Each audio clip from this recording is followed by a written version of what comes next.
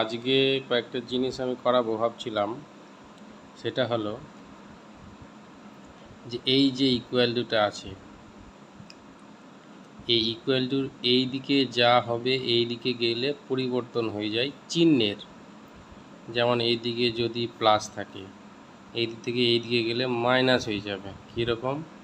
মনে করো এ plus B আছে, ঠিক আছে, এইটা মনে করো এখানে 0 আছে, বা 0 দিলে তোমাদের সমস্যা হতে পারে, এটাকে আমি 2 করে দিলাম।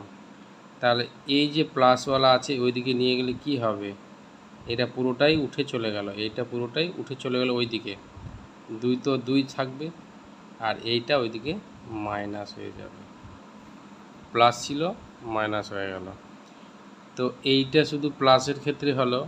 সেমভাবেই যদি এদিকে এই চিহ্নটা যদি মাইনাস থাকে তাহলে এইদিকে গেলে প্লাস হয়ে যাবে। এটা বুঝতে পেরেছি? তোমরা এবার বুঝবে গুণের ক্ষেত্রে। তাহলে গুণের ক্ষেত্রে ভাগ হয়ে যাবে। তো কীরকম ভাগ হয়ে যাবে?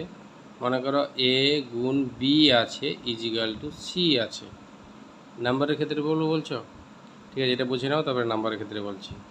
তো এ গুণ বি সি, তাহলে ভাগ মানে কি? দেখো, এ সমান সমান কী হবে? সি ভাগিত বি। এটাকে বলা হয় ভাগ চিহ্ন।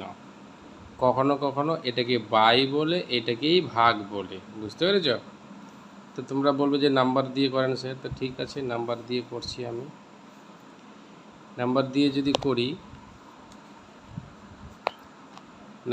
যদি করি তাহলে সরি 2 নিই।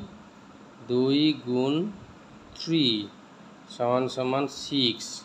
তাহলে এটা গুণে আছে, তা ওদিকে গেলে ভাগে হবে। তাহলে 2টা আমি যদি এদিকে রেখে দিই, মানে ধরতে বললাম আর কি, তাহলে এক কাজ করি, তাহলে এটাকে এক্স করে দিই। হ্যাঁ, এক্স করে দিই, সুন্দর এক্স আমি বানিয়ে দিলাম। এক্স এখানে 3 ছিল, এক্স গুণ 3 ছিল, তাহলে এদিকে গেলে কি হবে? ভাগ হয়ে যাবে। এই দেখো, বুঝতে পারলে? ভাগ হয়ে যাবে, এই সিস্টেমে করলাম। ঠিক আছে, এক্স গুণ 3 সমান সমান 6, তাহলে এক্স সমান সমান 6/3। এটা একটা হলো। এবার আরেকটা জিনিস বলেছিলাম ভাগের ক্ষেত্রে। মনে করো এক্স ভাগিত, এইটাকে তো ভাগিত বলে, ভাগিত 5 সমান সমান, এটা একটা আলাদা হয়ে গেল, মনে করো 3। তাহলে এইদিকে ভাগ থাকলে ওইদিকে কী হবে? গুণ হয়ে যাবে।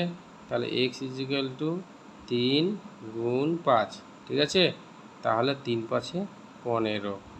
ভালো করে জিনিসটা বুঝে নাও, আরেকবার তোমরা দেখে নাও, বারবার করে দেখে বুঝে নাও জিনিসটা আমি কী করলাম। ঠিক আছে, থ্যাংক ইউ।